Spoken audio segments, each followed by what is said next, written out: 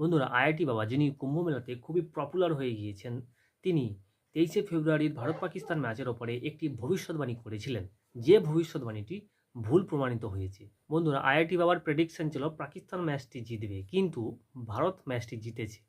আর তারপর আইআইটি বাবাকে নিয়ে বহু লোকে ট্রোল করছে। ট্রোল করাটা স্বাভাবিক, এটা সুনিশ্চিত যে কর্মই ভবিষ্যৎ গঠন করে। কিন্তু যারা ট্রোল করছে তাদের মধ্যে কেউ যদি অতীতে নিজের ভবিষ্যৎ হস্তরেখাতে দেখার চেষ্টা করে থাকে, বা পরবর্তীকালে নিজের ভবিষ্যৎ জানতে কোনো হস্তরেখাবিদকে দেখানোর পরিকল্পনা যদি কারোর থেকে থাকে, তাহলে তাদের ট্রোল করাটা অস্বাভাবিক। কারণ এই বাবাজির গুরুত্বপূর্ণ উক্তিটি শুনুন।